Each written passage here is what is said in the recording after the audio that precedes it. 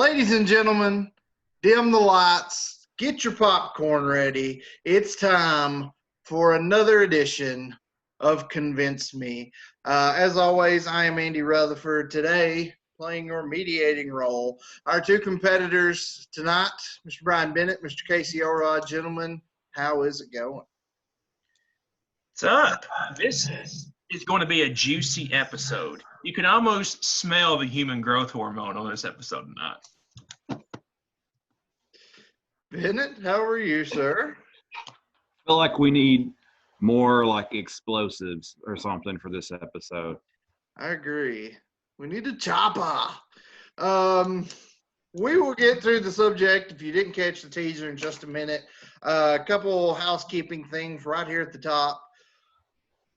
I hope that we sound better to you tonight than we've sounded this whole time, especially if you're listening on the podcast, but also if you're watching us on Tuesday night on Facebook. Because here's the thing. We work hard on this show. Every week, I'm handling all the socials. I'm doing the advertising. I'm putting together the formats.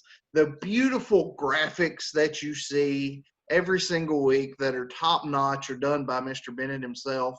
And up to this point, Mr. Elrod has let us use his Zoom account. But this week, the man with the deep pockets actually stepped up and did something for the podcast and purchased us some microphones. So hopefully the audio quality is a little better this week. Does this give me the win tonight by me doing this? Negative, Ghost Rider. Taking him back. Taking him back. But that leads me to another thing. If you don't want Mr. Elrod to have any credit, here's what we need you to do.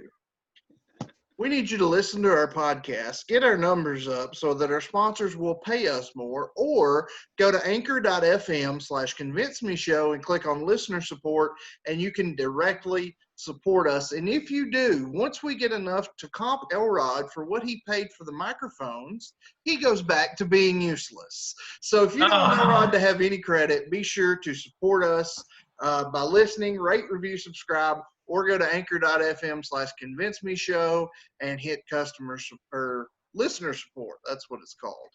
Now, that is a good way to get promotions out, because there's going to be a lot of people trying to not give me any credit now. So that's good. That's good. I know. I could name several right off the top of my head. Another thing, be sure to tune in next week. We're going to try something different again next week. I'm not going to tell you quite what that is yet. I'm going to tell you at the end of the episode. So to find out, you have to listen to all of this, because I'm sick of some of you logging in and logging right out. I'm kidding. We do appreciate any listens we get, but the more you listen, the better we do. So we'll tell you at the end of the show. But enough of my rambling. Tonight, there should be cheesy CGI blowing up behind me. There should be a car wreck behind me. There should be some sort of terrorist coming in and a fight breaking down right in front of us right now. Because tonight, we are discussing a rivalry born in those cheesy yet amazing and well holding up action movies of the 80s, a rivalry that was professional and sometimes turned personal. Tonight we are discussing Sly Stallone, Rocky, Joe Adrian himself, and the Governor, Arnold. And Sylvester Stallone versus Arnold Schwarzenegger. Mr. Elrod representing Mr. Stallone.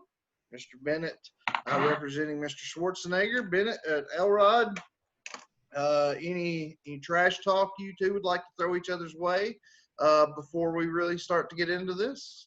Bennett's been choosing like the governor, I believe.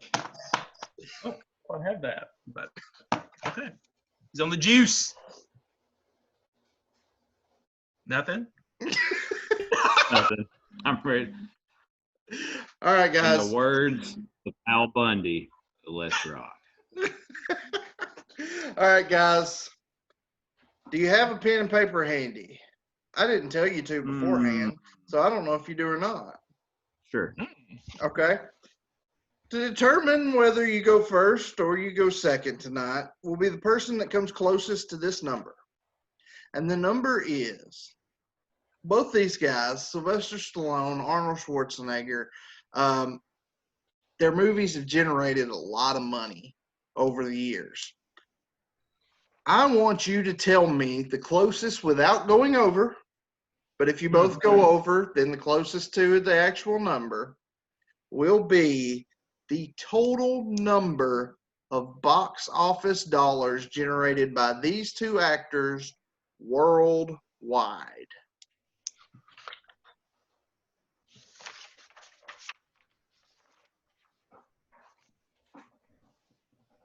Combination of the two generated box office dollars worldwide, not just domestically.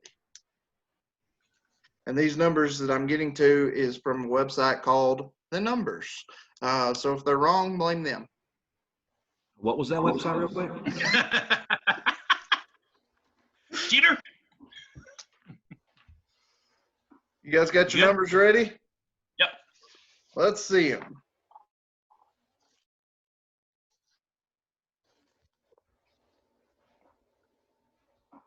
All right. I think I started.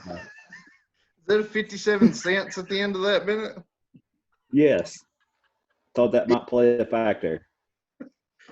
The actual retail value, $8,069,353,526, meaning the actual closest was Bennett, but without going over, Bennett did go over, so that means, Elrod, it is your choice to go first or to defer. What I about, almost bid $1. what about that 57 cents? That put you 57 cents more over. I'll go second. Oh, shoot.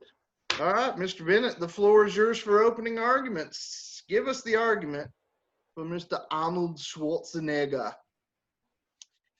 Here we go. All right. I'll take y'all back to a better time, simpler time. It was the 1980s, and they were a fascinating time in America. Some of my all-time favorite bands, Van Halen, Poison, Motley Crue, ruled the airwaves. There was a clever marketing campaign that had everybody in the country asking, "Where's the beef?" We saw huge advancements in technology and things that we still use today, 30, 40 years later, like video games and computers. We also witnessed the Miracle on Ice, and everybody was doing the Super Bowl shuffle. And we watched this young up-and-coming athlete who was dubbed the future of basketball. We know him today as Michael Jordan. But by far, the most bodacious thing to come out of the 80s were the action movies. Even today, in 2020, like they say, they just don't make them like that anymore. And when it comes to action movies on the silver screen, no one did it better than Arnold Schwarzenegger. That's right. Talking about the Austrian Oak, also known as Arnie, aka the Governor. And tonight, Mr. Rutt, after I terminate Elrod, I will convince you that Arnold is the action movie GOAT. In the words of Buckwheat from the Little Rascals movie, made in the mid-90s, that's pretty good pleading. Mr. Elrod, let's hear your opening statement. Counselor, Sly Stallone is responsible for two of the most iconic heroes, not just in cinema history, but American history. John Rambo and Rocky Balboa. Sly Stallone is still making good movies today. He's not on a hiatus like Mr. Schwarzenegger.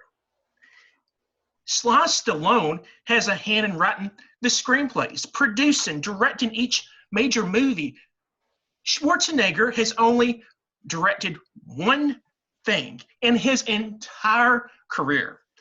Stallone has a hand in everything he does. He is the total package. He's not a one-trick pony like the Governor. I will convince you tonight that unquestionably, Stallone will terminate their Terminator. All right, guys. Good opening arguments. I will say this up front before we get deep into this. Without revealing what's going on in my head, there is one of these two guys that I am leaning to before we even get into this, just off of personal preference. Not going to say who. But with that being said, since I do have a bit of a bias, I will say that my decision tonight will not be based on my bias at all. My decision tonight will be based on the best arguments. So I expect both of you to bring it. So far, good opening statements. Back to the task at hand. Mr. Elrod, obviously, we'll start with you and then we'll go to Bennett. Obviously, these two gentlemen, Mr. Stallone, Mr. Schwarzenegger, didn't just come out of the womb as big-time action stars. Maybe close, but not exactly. Tell me about before they were A-list celebrities in Hollywood, kind of their pre-movie career, and also what boosted them into that status. Elrod, we'll start with you. Yeah. So we all know that Rocky is the ultimate underdog story, but so is Stallone's life. I mean, this started when he was born. A lot of people don't know this, but when he was born, he was a victim of medical malpractice. The surgeon that delivered him had the forceps, and it cut a nerve in his around his mouth, and that's the reason why he's got the droopy face and he's got the speech impediment that you hear.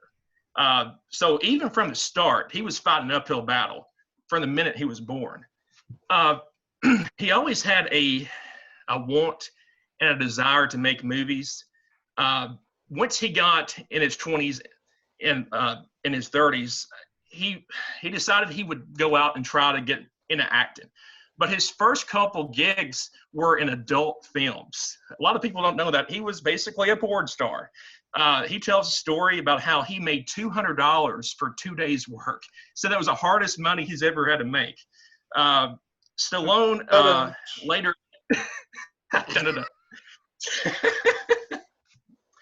Stallone, he later had depression. He couldn't find anything outside of adult films. He really couldn't find anyone that wanted to hire him. He had the facial deformity. He couldn't really understand what he was saying. Matter of fact, for 3 months, he was living on a bus in New York City going around. He was homeless. Finally, he took some odd jobs. He became a cleaner at a zoo, an usher, and he scalped tickets. In 1972, so this is about 4 years before Rocky, he's about to give up. And there was a production company that was filming a movie about Italian Americans. You may have heard of it, called The Godfather. And he showed up on a casting call. And for just an extra, he didn't want to be an actor. He just wanted to just be in the movie. He didn't even get that. So he quits, essentially. He comes back for a little bit. He gets an unaccredited role in MASH. So I don't know which MASH episode he was in, but you can see him in the MASH episode. But 1974, Stallone finally, luck comes in his favor, and he becomes the major role in a movie called The Lords of Flatbush with Henry Winkler. It's kind of like a Happy Days kind of feel. Everybody's dressed up in black. This was the first time that this is important too, this is the first time that he actually had any decisions in a script for the movie. So this was his debut in that category too. So that was successful. Well, in 1975, he's watching Muhammad Ali fight Chuck Webner. Chuck Webner was a journeyman boxer. He took Muhammad Ali to 14 rounds. and about beat him. Actually, knocked Muhammad Ali down on the mat. He gets back up and he knocks him out in the last round. He didn't quite go the distance. So after the fight, Stallone goes home and after the fight says, that was incredible. So he uses his writing abilities, and he, for 3 days and 20 straight hours, over 3 days, he writes the screenplay for Rocky. And we'll talk more about Rocky here in a minute. He tried to sell the rights to Rocky to multiple companies. And some of the companies were happy to get the script, but there was a condition that he wanted. He wanted to play Rocky. A lot of these companies wanted the script, but they did not want him to play the lead character. He says, you don't look like a boxer. You don't fit the MO. Finally, somebody does decide, I'll take a chance on you. And the rest is history.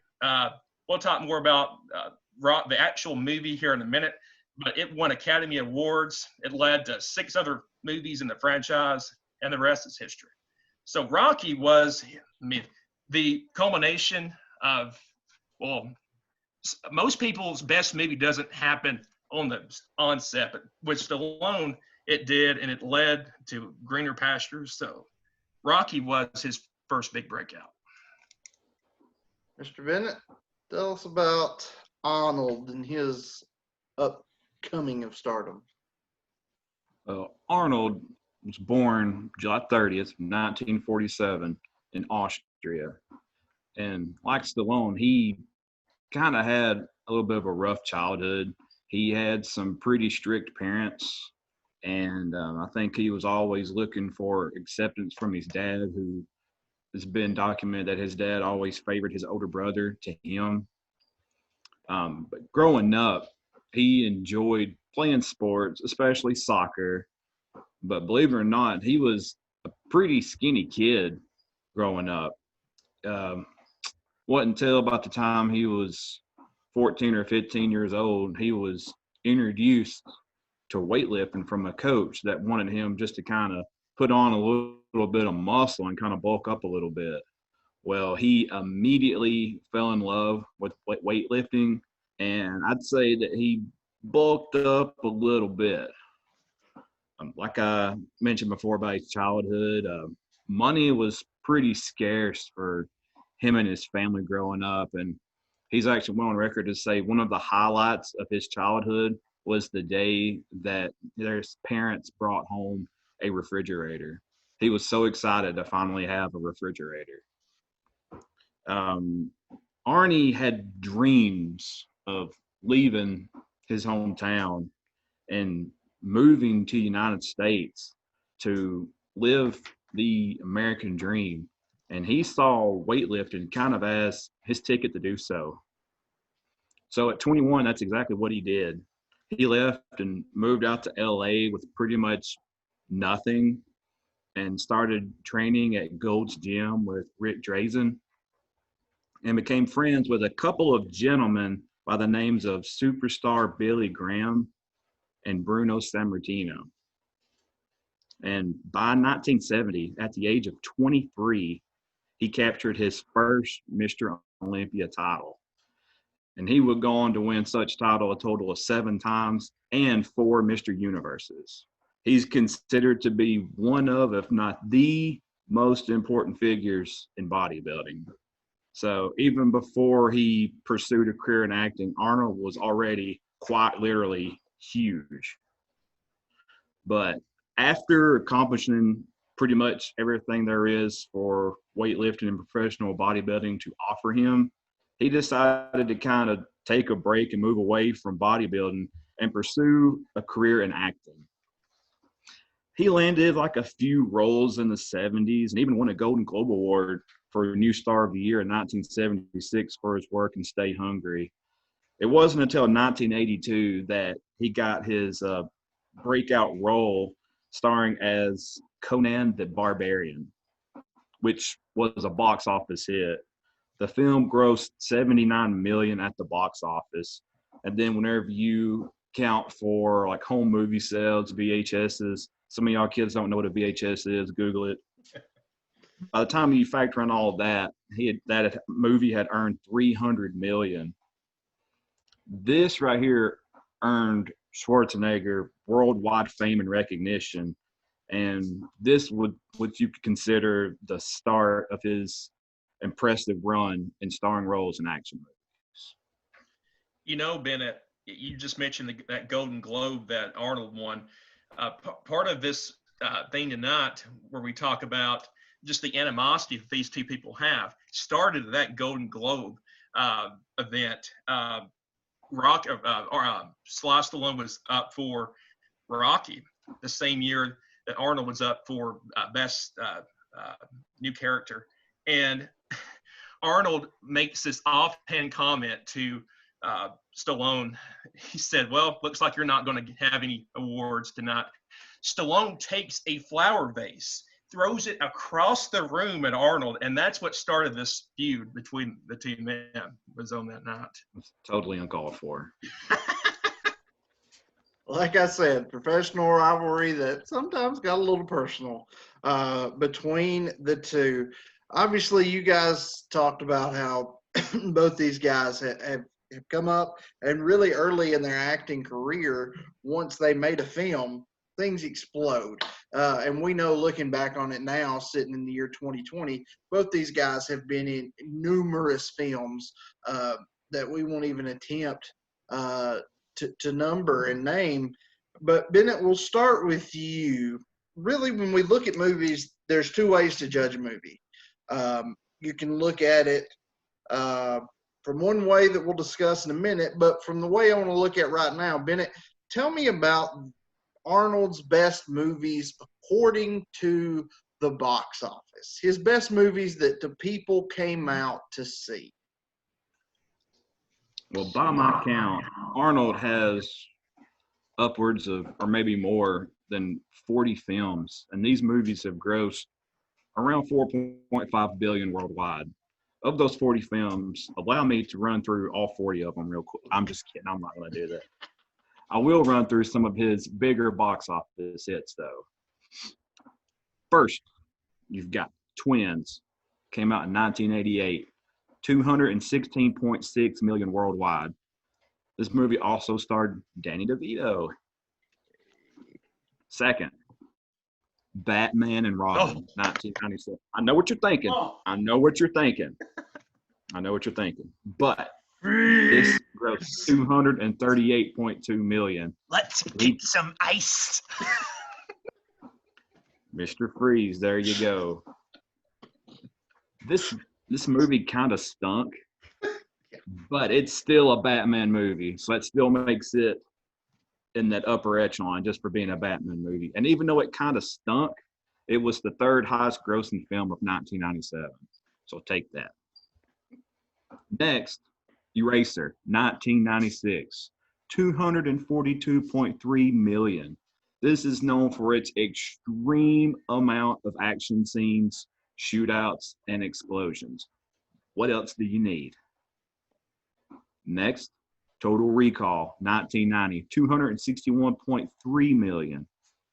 This film just debuted #1 at the box office, no big deal. Next, True Lies, 1994, 378.9 million. This is a James Cameron film, which you'll hear that name quite a bit when it comes to Arnold Schwarzenegger. This is a very stunt-heavy film in which Arnold actually did most, if not all, of his stunts. Terminator 3, Rise of the Machines, 2003, 433.4 million. And this one's important too because this one is just as successful as the other two Terminator movies. How many movies can you really think of that you go the first, then you go into the sequel, then you go into the next, and it's still just as successful? Usually they kind of fizzle out after the first or second one. And the last one I want to talk about is Terminator 2, 1991, 519.8 million. This is another, of course, it's James Cameron that's in the Terminator ones too. This is considered to be the best Terminator film of the series. And that's just a quick rundown. He's got many, many more, but I don't think you want me to go through all of them. And I'm sure our listeners/viewers agree. Elrod, Mr. Stallone's best movies according to the box office numbers. We're in the box office. So he has over 60 films. So we'll go through them real quick. I'm just kidding like him. I'm not going to go through them all. Get a new But- joke. Bennett just did that one. Well, number one on Stallone is Rocky. Rocky was such a huge, it's a rare combination where the critics love it, the people like it, and it's a huge box office success. So it's a triple crown. It made over $500 million, won an Academy Award. That was in 1976. The next Rocky movies didn't come until about 1979, 1980. But the second biggest box office that he has a credit for was the second Guardians of the Galaxy. A lot of people don't remember that, but he was actually in that. Smaller role, but he was in the second Guardians of the Galaxy, made over $395 million. As far as the main characters, Rocky III made $384 million in 1982. Rocky IV, right behind that, $328 million in 1985. The Rocky franchise was almost like the Marvel movies were a few years ago. You could churn out a Marvel movie, and it's going to make $400 million. That's how the Rocky movies were during this time. Guaranteed box office gold. Now, Rambo First Blood, first Rambo movie, over $380 million. Rocky II, $309 million. And very, very underrated movie, Cliffhanger, made $184 million. Rambo 3, 1988. Cobra and The Specialist and Staying Alive. Early 90s movies that come on this list too. Over $187 million for each of those movies. So Sly Stallone from 1976 to the early 90s was almost automatic going to be a number one film whenever it was released. And like I said, the Rocky films of the early 80s were just a gold mine. Kind of like I said, kind of like the Marvel movies were in earlier this decade. So that's the best box office for Mr. Sly Stallone. Quit sucking up to Marvel fans. They still hate you I know. over your I know. I'm trying to misrepresentation. make amends. I'm trying to make amends for my Marvel crowd that's still giving me grief over that performance. You're DC fans' favorite player on this show, just so you're aware. All right, we talked about one way to judge a movie is the box office numbers, but another way that you just mentioned, Elrod, that rarity when you were talking about Rocky, a lot of times the box office numbers and the critic rankings are completely opposite. We see that a lot, speaking of Marvel movies. You know, a lot of times the movies that make a crap ton of money, critics just hate. And a lot of times when the critics love a movie, nobody went to see it. So we looked at the box office numbers. Elrod, tell me about which movie or movies of Stallone did the critics really enjoy? Well, the critics loved the Rocky movie. It won an Academy Award for Best Picture. Also had another nomination. But on Rotten Tomatoes, the first Rocky movie is not the number one most liked movie by Stallone. The highest rated movie on Rotten Tomatoes is the Creed movie, the first Creed in 2015. We'll talk more about that movie here in a minute, but Creed, it's rare that a film has 6 sequels, but then it kind of gets rebooted, but it has that same feel. It has that same longevity as that first Rocky movie. And Creed, you could look at Creed and it's comparable to the first Rocky movie. The storyline's the same. It's a different main character. Rocky is almost like the Burgess Meredith character in the Creed movie. It's a really good film. If you haven't watched Creed, it's great. There's a sequel that's almost just as good. The second, on Rotten Tomatoes, the second most liked Stallone movie is Ants, the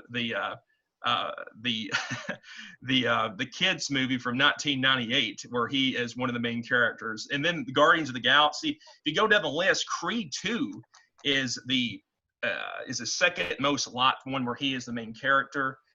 First Blood is after that. Rocky Balboa, which was the 2006 kind of first reboot that he had for the character, which I really like. Some people were kind of like, oh, he's too old. There's no way that he could fight this Mason Dixon guy, this boxer. This guy's half his age. They actually make it believable in that movie. That, you know what, he could be in the ring. He deserves to be in the ring with this guy. It had the ESPN factor in that movie. If you go down the list, there's a movie called Farewell, My Lovely that the critics like. That was 1975. That was the year before the Rocky movie, where he was not the main character, but he does have a credit for that movie. So the one, it's surprising that Rocky's not number one according to Rotten Tomatoes. Creed is, but those movies are fantastic. Bennett, tell me about Arnold's best movies according to the critics. You'll notice that some of the titles I'm fixing to touch on, I mentioned previously before in the best box office movies, which you will not hear me say is any kind of kids' movies. That ain't his style.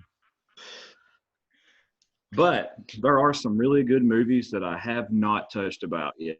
And the first one being Terminator 1. Why is that not on the best box office movies? 1984, Rotten Tomatoes gave it a 100. The Dallas Observer gave it a 100, and the Austin Chronicle gave it a 100, and Entertainment Weekly have stepped their game up. They only gave it a 91. 1991, Pumping Iron, which is basically an Arnold documentary. Entertainment Weekly, boom, 100. Rotten Tomatoes, boom, 91. New Yorker, 90, and an 80 from the Empire. Terminator 2, I think we talked about that one already, 1991. Globe and Mail gave it a 100. San Francisco Chronicle, I cannot speak tonight, gave it a 100. Rotten Tomatoes, 93, and Newsweek, 90. Total Recall, 1990. Chicago Sun-Times gave it an 88 and called it one of the most complex and intriguing sci-fi films in a long time. Rotten Tomatoes gave it an 82, and LA Times gave it an 80, calling it entertainingly raw and brutal. And lastly, 1987, Predator. Total Film gave it a 100. Rotten Tomatoes, 80. And Hollywood Reporter, 80. But they called it a thrilling action movie full of one-liners. Very nice. Elrod, did you just quit the show in the middle of it and then think better? I did. I said, you know what? Screw this. I'm gone. Very Actually, my cat wanted to not be with me anymore, so there you go. Oh, all right. I won't go anywhere from there. Moving on. Something you've both touched on quite frequently already. Movie franchises. Both these guys are no strangers to movie franchises. So Bennett, we'll start with you, and I assume that we're going to hear a little bit more about Terminator series here. What's Terminator? No. Is that Christian Bale movie? No, that's the one with Celine Dion. All right. Here we go. Although he gained like a big, huge cult following for his 2 Conan the Barbarian films, I'm just going to take this time just to talk about one franchise. And that is one of the most popular sci-fi series of all time. And Mr. Rutt's right, Terminator. The first Terminator began in 1984, and even to this day has continued to captivate new and old fans alike. There have been a total of 6 films to date, and Arnie is the only actor to appear in all 6 films in some way, shape, or form. His portrayal of Terminator has helped him earn the character distinction of the 22nd greatest villain and also the 48th greatest hero in the last 100 years of film. This franchise has generated about $3 billion in revenue and has seen TV spin-offs, web series, several video games, and even theme park ride attractions. The Terminator franchise, most notably the first one and the second one, have had a huge impact in pop culture. The film franchise placed number 17 on the top 25 greatest film franchises by IGN. And according to Rotten Tomatoes, the film series ranks 6th highest, only behind Toy Story, the Dollars Trilogy, Lord of the Rings, Mad Max, and the original Star Wars films. Nice. Elrod? What? Stallone's had a few. He Stallone has had his name coincide with several movie franchises. Tell us a little about them, more than you have already. Well, Go bark up that Rocky tree some more. there we go. We're going to bark up that tree. Well, there's 3 franchises that Stallone has. First, I mean, we talked about Rocky earlier. Rocky came around in a time where boxing was at its peak. You had Muhammad Ali, Joe Frazier, that crowd. So he really capitalized on that era. The original film, the Rocky movie, I mean, it, like I said, it needed a tractor trailer to take all the Academy Awards it won: Best Picture, Best Director, Best Edited. That led to other Rocky movies. There's 7 films in the series. One thing about the Rocky franchise is the depth and the character to each of the characters, and also the stories. If you watch the new Creed movies, there's a synergy to the story. It's almost like Star Wars. Stallone was a big Star Wars fan. He auditioned for the role of Han Solo. Can you imagine how different our world would have been today if Stallone was Han Solo and not Harrison Ford? Speaking of which, you know, I hadn't even talked about this, but when you look at an actor and his ability to be iconic for multiple roles, besides Harrison Ford with Han Solo and Indiana Jones, name me someone else that's so iconic for 2 different roles. You got Rocky, but you also got John Rambo, which we'll talk about here in a minute. There's future movies in this Rocky franchise too. It's not a dead franchise. Stallone has expressed interest that he wants another Rocky-based movie that's not really a spin-off with Creed, that he wants to really finish the Rocky story in that movie. There's going to be another Creed movie coming out. Both of those movies have been tremendously successful, and that one is in the works right now. It's just the Rocky movies, it follows boxing to a T. You start out as the underdog. You become the challenger, become the champion, and you have the champion's reign. And then you have the boxer retired, and then he becomes a promoter and a manager. And that's really how the Rocky movies have transformed since the beginning. Now he's in that Polly, and he's in that Burgess Meredith role. He's Mickey, right? He's Mickey and he's Polly, basically combined in the Creed movies. So I have beat that dead horse to death. So now let's talk about Rambo. I mean, we could be doing this all night long. Rambo, there's been 5 movies in that franchise, has grossed over $819 million. With the most successful film at the box office being the second Rambo movie. Now, Rambo, or The First Blood, came around during the time where it took the feelings of a lot of Vietnam veterans that came back. They were not appreciated for what they did. A lot of them were spit in the face. A lot of them have nightmares too. So the first Rambo movie really did a good job in showing through one person how a lot of these people were feeling, that they were not being appreciated, that they were being spit on, that they said, get out of my town, get out of my town. We don't want you in this town. So Rambo, you can really credit Rambo for becoming one of the first movies that really showed PTSD, that showed how the veterans felt when they came back. And there was no ticker tape parade for these guys. They were just, oh, you're back. That's cool. Well, the success for Rambo led to 4 other movies. There's Rambo 2, where he's rescuing POWs in Vietnam. Rambo 3, he defeats the entire Soviet army in Afghanistan. thing about Sylvester Stallone is he's beat the Russians twice in Rambo 3, and he ended the Cold War in Rocky 4, as we all know, by defeating Drago. Rambo was rebooted in 2008. A lot of the critics didn't like this movie, but it did a good job. It showed an aging Rambo in near Vietnam. He's fighting the corrupt government. He's rescuing travelers. He's killing everything in sight.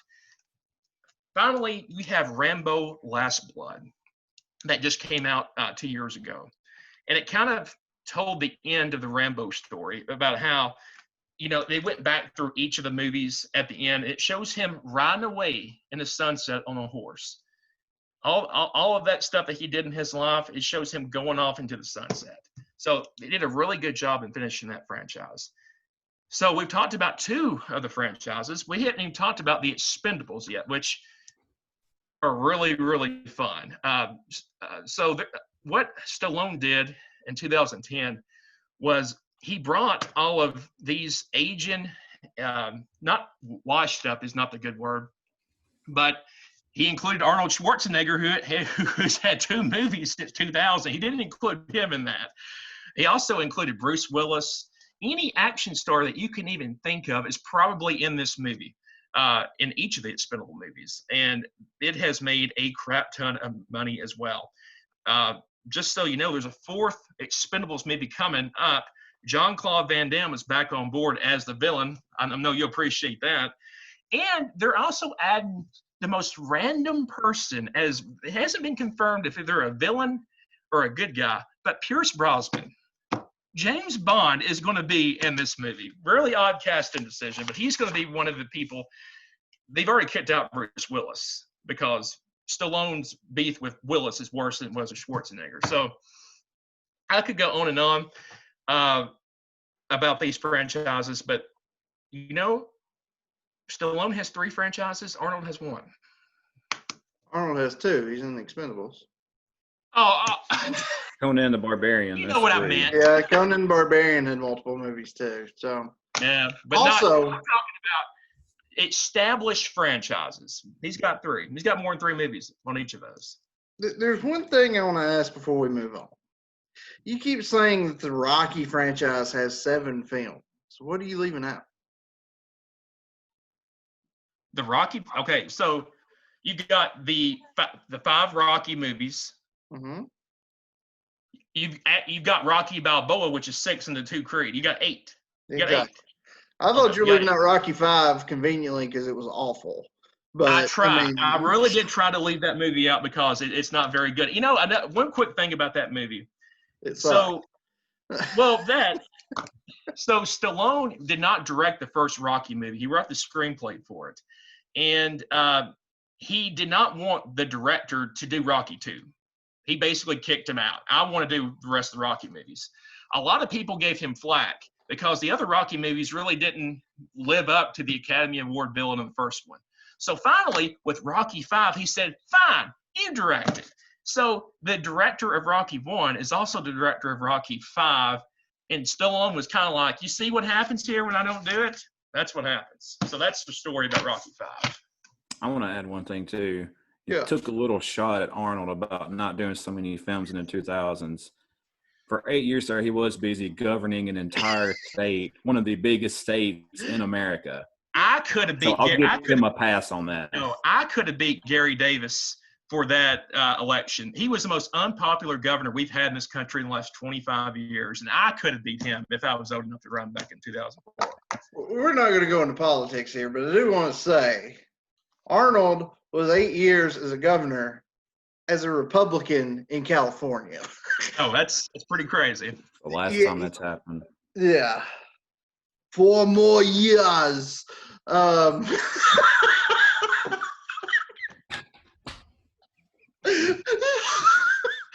almost ruined Elrod's technical setup by spewed Pepsi, man. it looks like there. Gosh. All right, guys. Let's go through these last couple notes here fairly quickly. Elrod has really been on that Rocky train tonight, riding it out. He's going on and on. Ride it out. But Elrod, we'll start with you. Both these guys are known for their action movies, but they haven't only done action movies. How well-rounded is Sylvester Stallone? Tell me about kind of his non-action film roles, and please don't go into the adult film roles. Well, you just killed my whole thing. Okay. Well, I would be remiss to say if I didn't say that, action films for both of these guys are their bread and butter. Maybe more so for Stallone, but he has had other stuff besides action movies. He was in a movie with Dolly Parton. A lot of people don't know this, but there's a movie called Rhinestone. It's almost like what's the movie with the guy from Ghost? What's his name? Patrick Swayze? Yes, Roadhouse. It's almost like a New York version of Roadhouse. Have you ever watched this before? Hold on. Let's just stop the track. First of all, the fact you had to think of Roadhouse, and you're telling me this Stallone movie is a non-action movie, and it's kind of like Roadhouse. First of all, Roadhouse is one of the greatest cinematic pieces of American history, and I will not sit here and let you disparage the good freaking name of Roadhouse. That's A. But B, that's completely action-packed. Well, it's not on the same level. He's like a bouncer in a bar. It's not an action movie per se. Just because he's a bouncer at a bar doesn't mean, that's like Roadhouse. Well, he's a bouncer at a bar. Well, Dolly Parton had 2 #1 hits out of this movie back in the 70s. Now, let's talk about Paradise Alley. Was the first film. Paradise Alley was the first film that Stallone had after Rocky. It's the first time he became a director in a movie.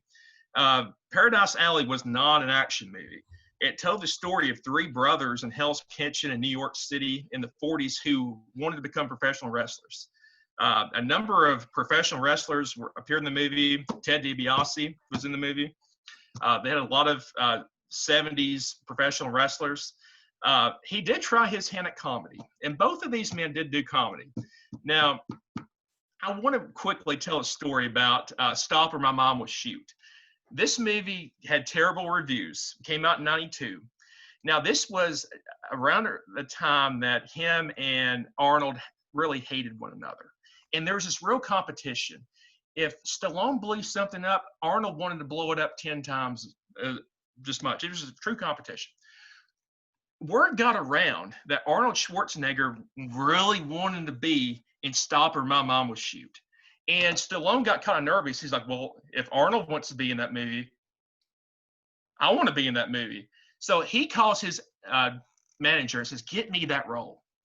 Well, that rumor came from Arnold Schwarzenegger because he read the script and he says, this is the worst piece of dog crap I have ever read in my life. And he said, tell Stallone I want this role. So Stallone says to this day, that's the worst movie of all time. He admits that. He says, I put out the worst movie of all time. So maybe his hand at comedy wasn't great, but Arnold Schwarzenegger's role in Junior might have been just as bad. It's got 12% on Rotten Tomatoes, just north of his movie Stopping Where My Mom Would Shoot at 10%. So he's tried his hand at other areas, but to be honest, action movies are these guys' bread and butter. Not comedies, not dramas, action movies. Bennett, tell us about Schwarzenegger's forays outside of action movies. When you think of Arnold, the first thing you do think of is action movies. You think, oh, he's one-dimensional, that he can't do comedy. But that's simply untrue. I've compiled a little small list of movies here that show that he's more than capable to do movies other than just your basic shoot-'em-up style movie.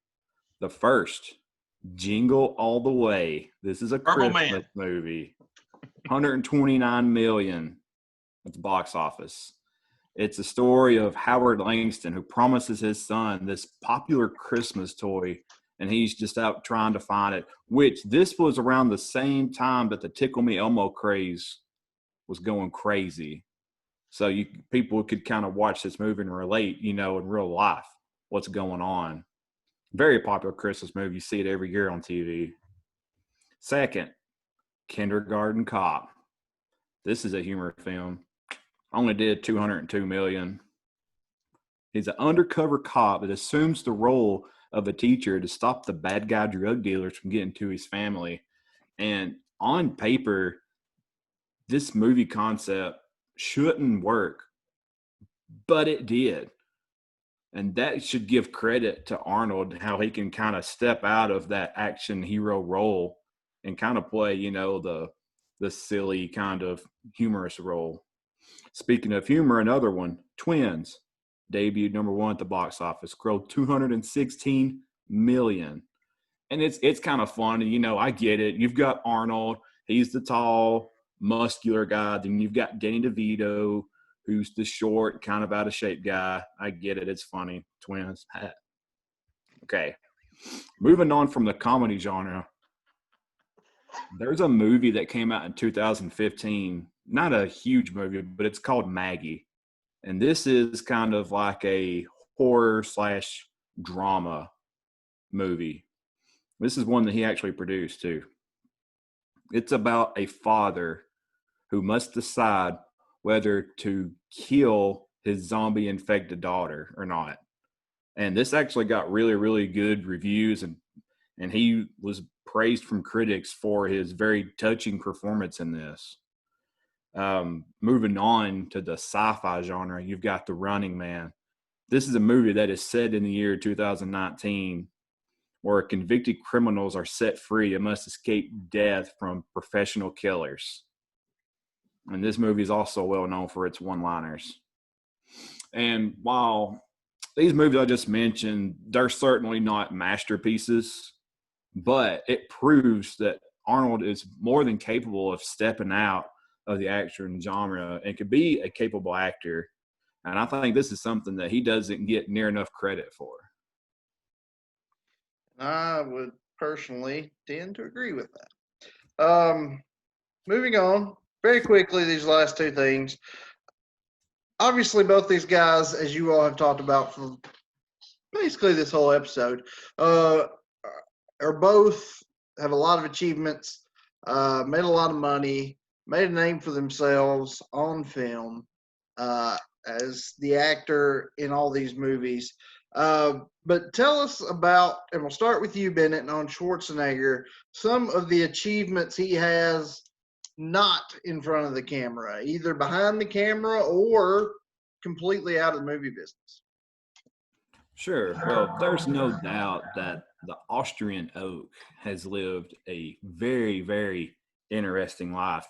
He came to America with nothing, and he became a self-made millionaire by running his own successful bricklaying business. Before the bodybuilding, he was already a self-made millionaire. But speaking of bodybuilding, he became a global icon in bodybuilding. 7 Mr. Olympia titles, 4 Mr. Universe titles, and he also hosts the Arnold Classic, which is an annual bodybuilding competition. He was also the 38th governor of California from 2003 to 2011. Some of his accomplishments that he can claim during his time in office was a bipartisan agreement to reduce California's greenhouse gas emissions. He increased the minimum wage while lowering the unemployment rate. He overhauled the workers' comp system, and he's responsible for the Strategic Growth Plan program to improve California's infrastructure. This man is also in the WWE Hall of Fame. There it is. There it is. And also the International Sports Hall of Fame. He has a medal for humanitarian merit of the Austrian Albert Schweitzer Society. I hope I didn't torture that too bad. He also has what they call in his hometown of Thal, Austria, a day for Arnold on July 30th, which is his birthday. On his 60th birthday, the mayor sent him an enameled address sign that said 145. That was his home address. And they declared that this number is his and that nobody would ever have this number again. And he also wrote a few books, a few bodybuilding books, also an autobiography titled Total Recall, My Unbelievable True Story. Not too shabby. Not too shabby at all. Mr. Elrod, tell us about Stallone away from the acting role. Yeah, so like I said earlier, he likes to have a hand in every aspect behind the camera that he can. He wrote this screenplay for Rocky. He directed or produced the rest of the Rocky movies. The Rambo movies, the same. He likes to have a hands-on approach to his movies. And he's won an Oscar for best screenplay, like I said, best editing. He's won an Oscar for that. He's very hands-on in his selection of his movies, and also he comes up with the concepts for most of these movies as well. Stallone is one of 14 people in the entire world that have a fictional character that has a real-life statue. There's Sherlock Holmes in London. I could go on and on. Metropolis, Illinois, has Superman. Well, in Philly, they have a statue of their hometown hero, Rocky Balboa, at the Museum of Modern Art. You see it from the Rocky movies, him going up, running. That statue is still there today. The University of Miami thought that his credentials were so good in terms of what he directed, the screenplays. They gave him a bachelor's of fine arts degree. He never really went there. They gave him a bachelor's degree. They used that as college credit to give him a degree. Sounds like their football program. Sure. Well, you scored a touchdown, Deary. Hey, you like that. I mean, he's a big Florida State fan. I thought he'd get more of a giggle out of that. In 2005, he was a co-presenter on The Contender. There was a NBC show. It was a reality show right around the time Rocky Balboa came out. Him and Sugar Ray Leonard put that on. And the same year, you talked about the WWE Hall of Fame. He inducted Hulk Hogan into the WWE Hall of Fame because in Rocky III, Thunder Lips, that was the connection with that. He in 2010, Stallone was inducted into the International Boxing Hall of Fame for his contributions to the sport with the Rocky character and the movies that he put out. Now he's never got into politics, but like I said, I could have beaten Gray Davis in 2004. Stop the point. So when you look at his accolades behind the camera, it's truly amazing that he could, if he wasn't in the actual movies as the actor, he could be just as well known for his accolades as being a director and a producer than being the main character in these movies. Well, that probably possibly leads into the last point you guys had to prepare for. So again, quickly, Elrod, what will be, because obviously these two guys, they're still doing things. What will be Stallone's legacy? Well, he's still writing that legacy right now because there's active projects on the books. Like I said, there's another Rocky movie slated to start pre-production, and there is another Creed movie in the pipeline as well. But his legacy is going to be really for those two franchises. He's responsible for two of the most iconic American characters in film, Rocky Balboa and John Rambo. Arnold, I like Arnold. I really enjoy his movies. Hopefully his legacy won't be Batman and Robin. But hey, chill. But his legacy is going to be just for the great screenplays that he has authored. It's going to be his long list of movies that he's either starred in or directed. It's going to be there's another Expendables movie coming out too. I failed to mention that. It's going to be that this guy is responsible for of all time. Arnold, I like him, but in Terminator Salvation, he was in that movie for less than 3 minutes as a CGI. So his big franchise, he's not even in the movie. For 99% of the movie, he's not even in that movie. Each of these movies that Stallone has come out with, he has been the focal point.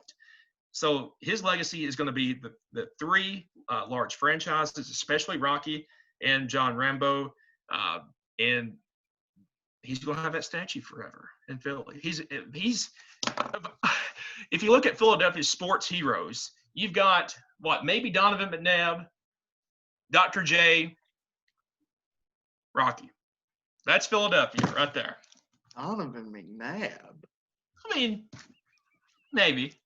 But Rocky 1A to Dr. J. Rocky and Dr. J. If you don't agree with me on McNabb, you got to agree with me on Dr. J. I agree on Dr. J, but McNabb? Really? Yeah, he won the Super Bowl. Maybe the whole injury. We won't get into that. But he is Philadelphia royalty. He should not have to pay for another drink in his life in that city for what he's done for that city and what he means to them. Donovan McNabb. Yeah, sure. T.O.? T.O. did just as much as McNabb ever did. Anyway. Nick Foles did more for Philadelphia than Donovan McNabb. Carson Wentz? No. Wentz, never mind. Different We'll get show. to Mr. Bennett, Arnold's legacy. What will it be? First, I want to say he was CGI'd in that movie because he was the freaking governor. He had other things going on, and he still made time to make this movie in some way, shape, or form. But moving on, his legacy is that of a bona fide global icon. He's a businessman. He's the face, or should I say the physique of bodybuilding, especially in the 70s. In the 80s, he was one of Hollywood's biggest stars. He also dabbled a little bit in film producing and wrote a few books. And in the 2000s, he became the Governor as he pursued a political career. Any one of these things would be considered a lifelong dream to the average person. Without Arnold, would there be other Mr. Universes or Mr. Olympia winners? Of course they would. But would they be able to inspire the way Arnold did? A poor boy from Austria who found bodybuilding as an opportunity to live a life in America. Without Arnold, we still have these awesome blockbuster action movies. Maybe, possibly, but we wouldn't have the Terminator, the one that only Arnold could portray. We wouldn't have those catchy one-liners that he said, and that our whole lives we've been doing those catchphrases in our best Arnold Schwarzenegger impersonations. No one plays the roles like Arnold, not even Mr. Freeze. It's really difficult to kind of grasp the influence that one single person can have on an entire population of people throughout the world. But if I had to, I'd say that his legacy is one of a charismatic bodybuilder, a person that's actually very likable and very personable to be of his size and stature. He is a committed and accomplished actor, and he's a worldwide motivator and inspiration. All right, guys. For the sake of time, I've only got one question for both of you. And I'm going to start with Elrod only because I know his answer. But the question's for both of you. Elrod, answer first, and then we'll go to Bennett. Elrod, you don't have to expound. You can just say the name. You've said enough about it. But say somebody out there is either watching this on Facebook or listening to our podcast, and they're listening to this argument and they've never seen a movie with Sylvester Stallone, or they've never seen one with Arnold Schwarzenegger because they've been living under a rock their entire lives. What is the one Sylvester Stallone movie that you would turn that person to in order to help you win this argument if you were presenting it to that person? Got to be the first Rocky movie. Got to be. Just what it sets up in the future of the other movies, and also just how well written the movie was, and just what it's meant for cinema. Bennett, same concept, same scenario. What's the one Schwarzenegger movie you're pointing that person to convince them that it's Schwarzenegger? I'm actually going to take a twist on this one and not go with Terminator or Conan or Total Recall or Commando or The Eraser or Predator. I'm going to go with Hercules in New York. And I'm serious, too. I'm serious. It's considered to be a terrible movie. It was his first role, and his accent is so thick that his voice actually had to be dubbed over. And you can actually go back now and have it to where it's his actual accent, but it's heavier than it even is now. But if you look past that, you know, Arnold is really stiff and he's really uncomfortable in the movie. You can tell it's his first movie, but the movie is about an immigrant that moves to New York to make it. And that's exactly what Arnold did. And it just goes to prove where he started at and where he's at now. And that just shows how somebody can be successful if they put their mind to it. Very good. Elrod, will you be going first in closing arguments, or will you be going second? 1 second. Mr. Bennett, your closing argument. Convince me that Arnold Schwarzenegger wins over Stallone. Arnie is the perfect example of somebody living the American dream. He came to America with nothing. Before he came to America, he had nothing. And he accomplished so much just because of hard work and determination. None of that was given to him, which goes to prove that if he can achieve that his dreams, we can too. Stallone's great. I like Stallone. He is one of the best action heroes. Since this is a family show, I'm going to say that he's a certified butt kicker.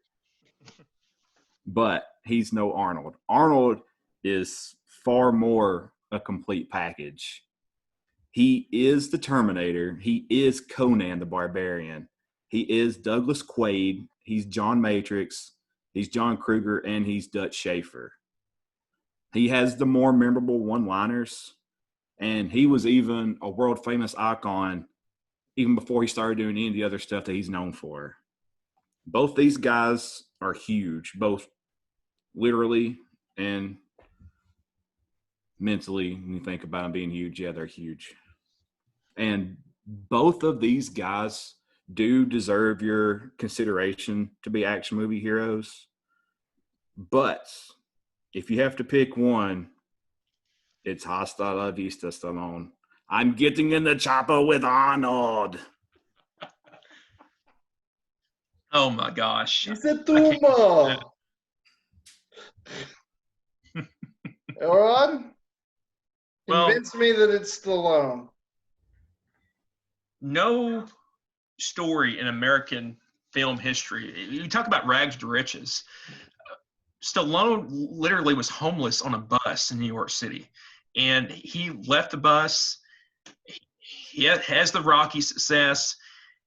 The amount, just what he had to come from is just unbelievable. But both these men are the true American story. They're just the example that you can come from nothing to have worldwide fame in this country. But when you look at Stallone, you've got to look at the long list of movies. His filmography is just a lot larger than the Governor's is. Judge Dredd, Demolition Man, I even talked about them. Cobra, Tango and Cash, hadn't even talked about those tonight. Those were also the specialists. When you combine that with just the iconic roles that he has with Rambo and also Rocky, I mean, the American Film Institute came out with a study a few years ago, or a poll, that talked about great heroes in film and in books in the last 100 years in this country. Number one was Atticus Finch. That's always number one in these polls for what that role meant for the legal community and the country as a whole. But Rocky Balboa is 7 on that list, behind Indiana Jones, James Bond, and Clarice Sterling from Silence of the Lambs. Odd. When you look at what he did for Rocky, what he did for boxing, you couple that with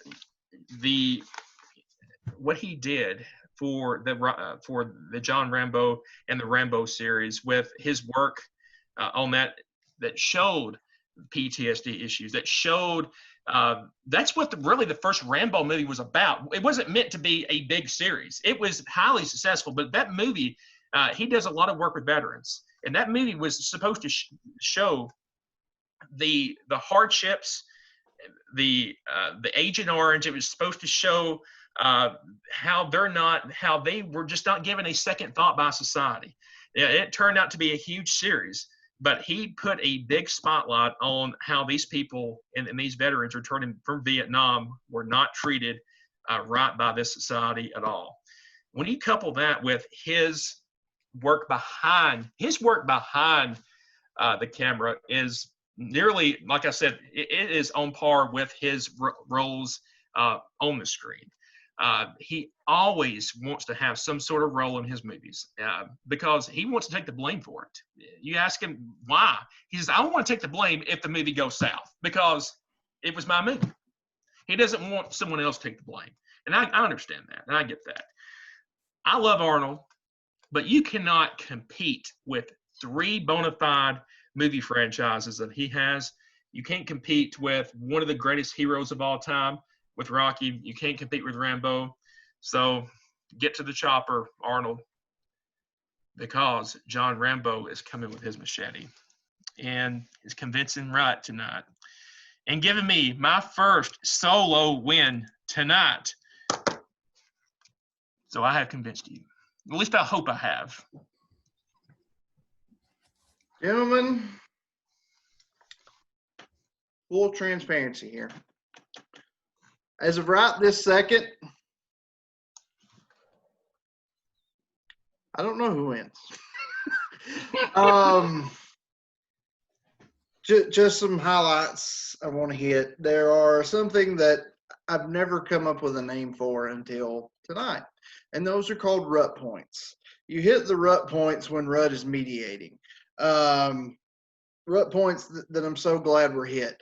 On Bennett's half, Arnold's friendship with Bruno Sammartino.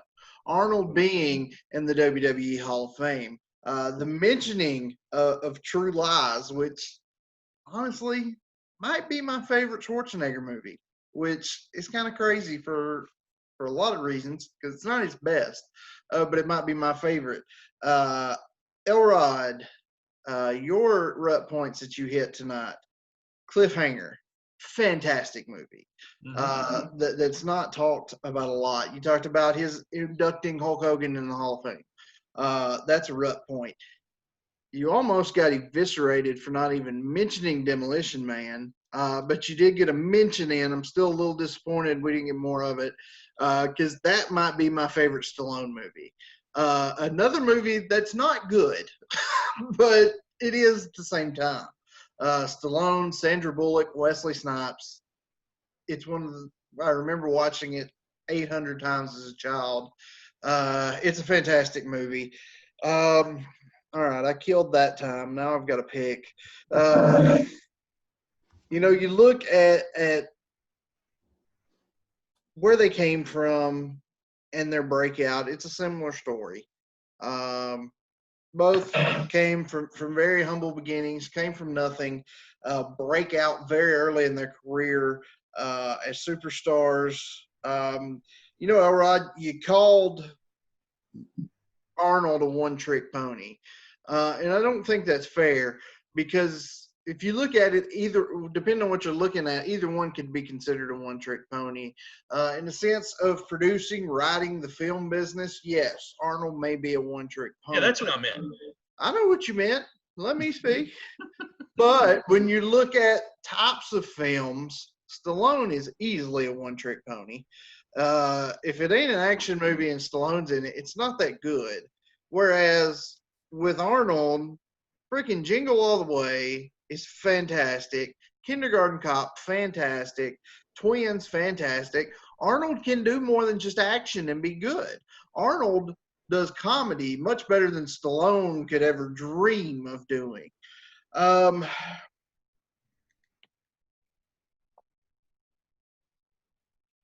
Both excellent arguments.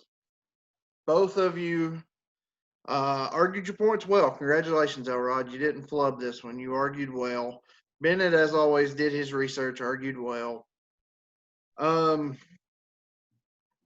So which one doesn't come up on top tonight, you still did a valiant job. Don't be upset.